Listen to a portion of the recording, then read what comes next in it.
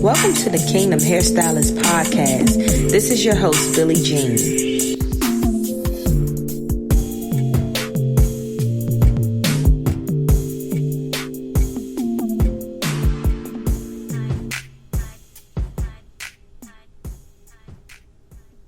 Hey everybody, and welcome back to a new episode of Kingdom Hairstylist podcast. This is your host. My name is Billie Jean. I pray that everybody has been doing well out there. I pray that all is well. I just pray that you've been prosperous and you've just been doing wonderful, with no complaints, no health issues, no money issues, just everything. I just pray that all has been well with you. All has been well on my end. I just, like I said this morning, I was like, you know what?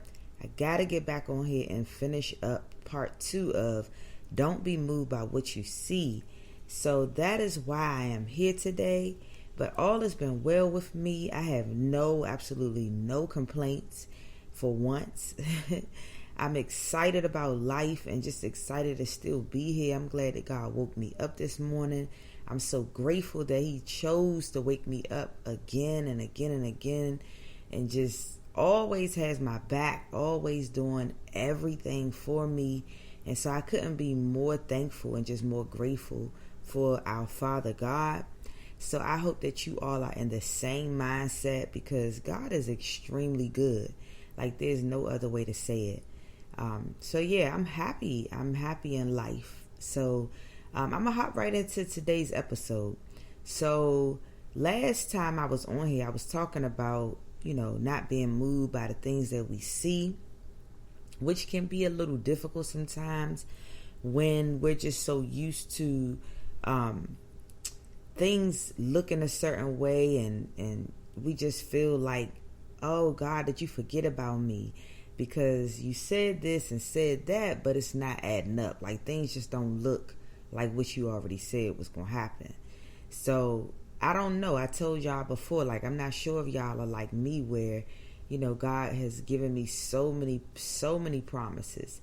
And even if you've never had anybody prophesy over your life and give you prophecies, there are still so many promises in the Bible that, just talk about how we're not going to suffer. Well, we will suffer, because the Bible does talk about how we'll go through different trials and tribulations, but it also talks about how we'll, be the lender and not the borrower, how we'll have abundance, how, we'll never lack. If you read Psalm 23, and just different places, there's so many different promises in the Bible. The Bible carries 66 books, so I can't dare list all of the promises, but there's a promise for every situation. There's a promise for everybody in this world. We all have promises. God even promises to save all people, because He just does not want you to go to hell, which is a great thing. Speaking of that, I've been so intrigued, and lately I've been just doing a whole lot of watching videos, and some of my favorite things to watch are testimonies of people that have been to heaven and people that have been to hell. Like, I'm so intrigued by heaven that I know I'm gonna be so happy. Not to say it like this, I don't want, God to take me up out of here right now, but when He does take me up out of here, I know I'm going to heaven, and I know that I'm going to have the best time of my life, because according to all that most of the people have been saying that have gone to heaven, like, they just love it. They've been absolutely just astonished and just excited by all that God has done with heaven. Like, even what it looks like, down to, like, when we're younger, we hear so many different stories about how heaven looks from our grandparents, or maybe our parents. And if you've ever read the book of Revelation, then you kind of have a general idea about it. But it's like, when you see these actual testimonies of people that have actually gone to heaven, like, it really, really, really just amazes me every time that they all sound very similar. That's how you know that they're not lying, because it's like everybody pretty much saying the same thing about how the streets are gold, and how there is people standing around God, and the angels are really singing holy, holy. And I mean, it's just everybody basically says that it's the most beautiful thing that they've ever seen. And everyone also says that they've never actually seen all of Jesus' features. It's like Jesus will allow you to see certain features, but he won't allow you to see everything. And I believe that is because he's so majestic, and just he's going to come back and get us. And so I guess he wants to catch us off guard, to make sure we're doing the right thing. But if everybody knew what he looked like, then we wouldn't be caught off guard. So I love it. I'm just always into stuff like that. And excuse me, sad to say, the people that have gone to hell, they all sound similar too. And it's like, I know I don't want to go there. Like, you can't pay me to be sitting in a place that's burning up hot, and just just the thought of it, sitting in there burning up hot, not being able to ever quench your thirst, and just sitting there thinking about why you should have just lived your life right. Like, I can't imagine that, because it's like, that's crazy. Like, you sitting there trying to figure out, why didn't I get it right? Why didn't I accept Jesus as my Lord and Savior earlier? Because I always tell people this, especially people that don't believe in Jesus or don't believe that Jesus really is the Son of God. I tell people all the time, I would rather take my chances. From what I see in this world, from a lot of other religions, like, I would rather take my chances with Jesus, because I've had encounters with him myself, and I know that he's real. So I'd rather take my chances on believing than not believing, because I see what that looks like for all the people that have gone to hell. They all say the same things, and it's just like, it's crazy. But yeah, back to today's topic. I know I went off on a little, rant, as I always do, but when I think about something good, I like to share it. So anyway, not being moved is, like I was stating before, a little difficult, only because we're so used to seeing things with our carnal eyes, with our flesh, and usually when we see things that are not right, we just believe it. We're like, oh, look at that. But sometimes there are a lot of things that happen in the spiritual realm that you don't even know about, that's happening, that's going to happen on earth. You know how the prayer goes, as it is in heaven, as it is on earth. So you want those two things to be similar. And God is always working behind the scenes. So even when things don't add up, I'm telling you, out of the blue, God can change your situation, like, immediately. You can go from, like, being broke to having no money in your bank account to having millions of dollars overnight.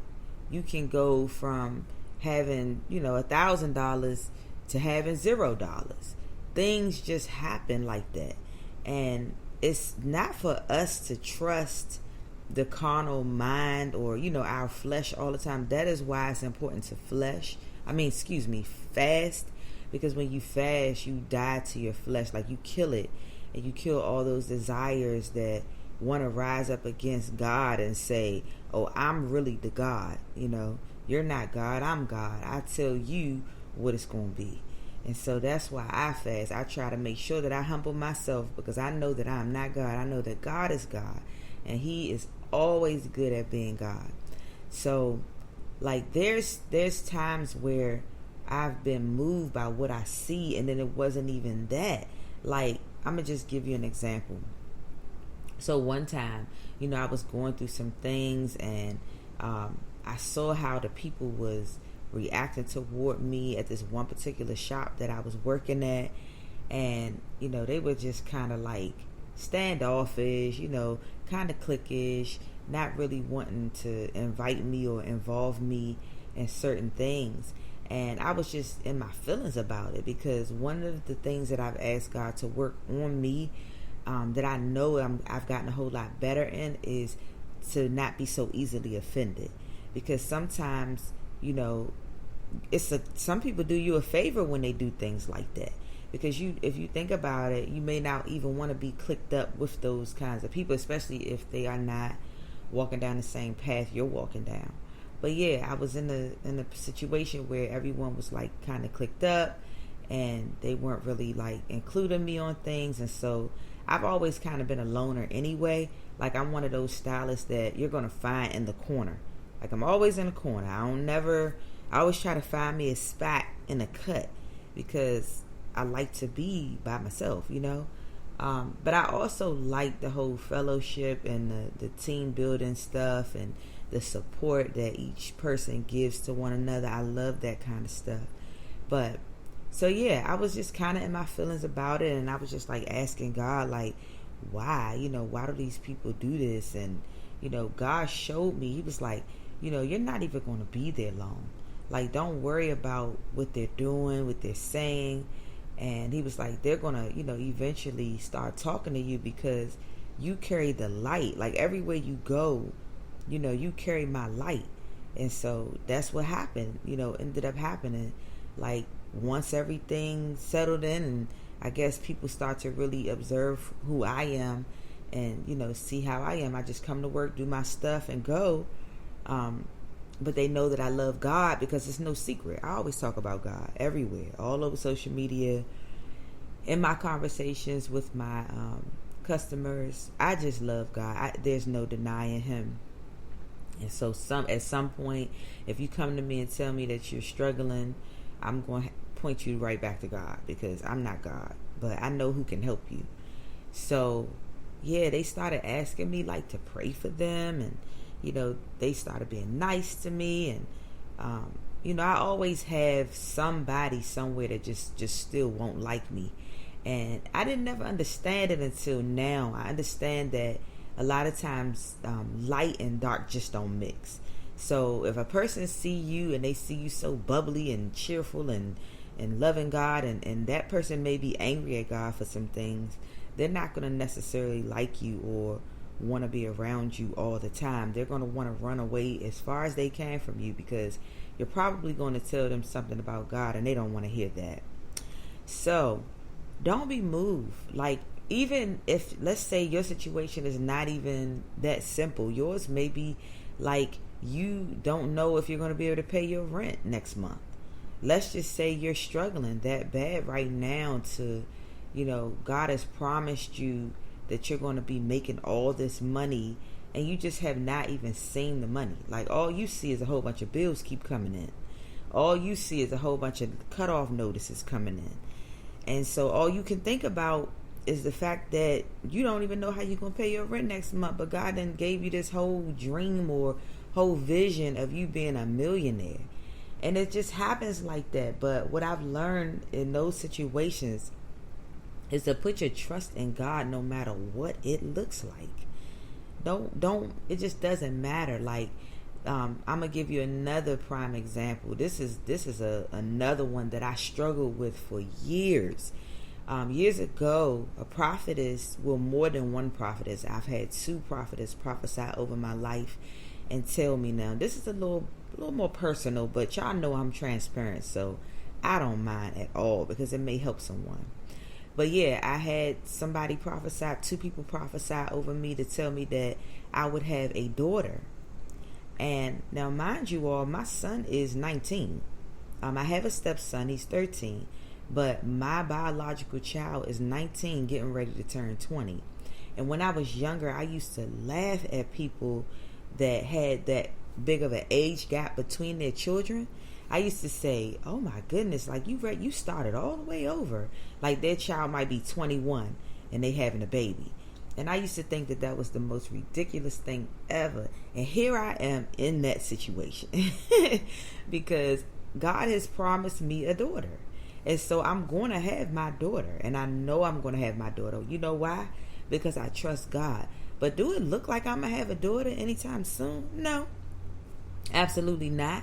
I've only been pregnant with my son one time. I've never been pregnant any other time. And so in your mind, your flesh will start to tell you that it's impossible for you to have another child. You've never even been pregnant again. And on top of that, you're so old, you know, then the devil will start to come in. If you don't know how to fight him with the word of God, that's when he will creep in. Right in those moments when you start to feel like it's not gonna happen for you, like it's never gonna happen. And that's the door that you open when you sit there and instead of you capturing a thought and saying, I know what God said and I'm going to trust him and believe him, if you start to listen to the lies of the enemy, then you will doubt everything. You'll doubt everything that God has ever told you. So if God says that I'm going to have a baby, then I'm going to have a baby. And I don't care. There's a lot of women who have had children at an older age. I always said I didn't want any more kids until I got married. So, God is going to bless me. I'm not sure when, but I know that I'm going to have a baby. I just wanted to say it so that you all would know what I'm talking about. So I'm not moved. I'm not moved by the fact that I haven't had another pregnancy. I'm not moved by the fact that I just haven't had another child yet, and that those prophecies were prophesied to me. Maybe one was like 4 years ago, 5 years ago, and then another one was like maybe 2 years ago or 3 years ago. But God always reveals his plans through his prophets. And the Bible tells us to trust his prophets and we shall prosper. So I trust his prophets. I do. Y'all can call me crazy. Y'all probably looking at the phone crazy like, oh my goodness, that's far-fetched. But anything is possible with God. If Sarah can have a baby at 90, I can have a baby at 40. So I'm not worried. I'm not moved. I'm not worried. And so it's been a great season for me of learning how to not be moved by what I see. So I challenge you all to do the same thing. Like, even if, you've gotten a report from the doctors and they said, this is going on or that is going on, or you have high blood pressure or diabetes or, whatever it may be, but, God has promised you good health. Then you know that you have to trust God, and you can take little steps to make sure that you're getting yourself healthy. That's like what I'm doing. Like, I know that I'm going to have a daughter, so I've been working out. I've been going hard. I've been trying to make my body ready to carry a baby again, because I haven't carried a baby in 20 years. So I want to also be ready for it. And it's not that I don't believe that God could give me a baby even in the condition that I was in before I started working out. I just wanted to take some faith steps to say, God, I trust you, and I have all the faith in you that you're going to bring this to you, that it's going to come to pass. And so I'm going to work out. I'm going to get my body right. I'm going to start eating right. I'm going to cut out everything that's not healthy. I've already cut out so many different things. And so I'm going to cut out more and more and more. And I'm going to just get healthy. Like, my whole goal is to be healthy. I don't want to go into my 40s, because I turned 39 this year. But I don't want to go into my 40s unhealthy. I don't want to go into my 40s just drinking a whole bunch of alcohol and just being just unhealthy and eating a whole bunch of junk food and just eating a whole bunch of snacks and sweets and doing a whole bunch of things that I know I shouldn't be doing. So I don't want to do that. So I know that. So I'm just getting myself prepared. And I was so flattered recently because God has spoke to me and told me that, he was bringing my youth back. And I thought that was very strange, because I was like, okay, you're bringing my youth back?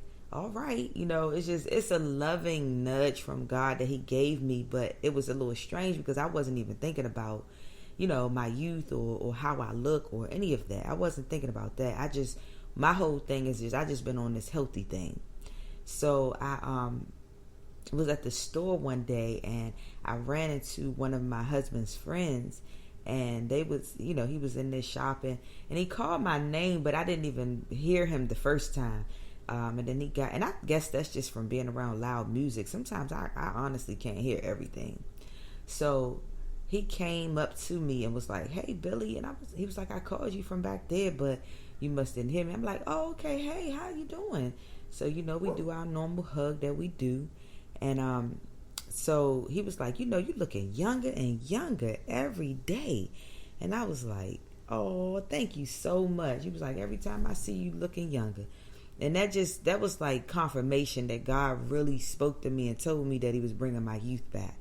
And I just thought that was nice. So I just wanted to share that with you all, that if God tells you anything, if he tell you anything, if he say, next week, I'm going to make you a millionaire, you better believe him. You better believe everything that he has said to you. Everything. And I just want to apologize because Miley did do a little bark. I'm sorry, guys. His birthday coming up. He'll be 1 on Saturday, August the 6th. I'm so excited for him and just grateful that I brought him at the right time.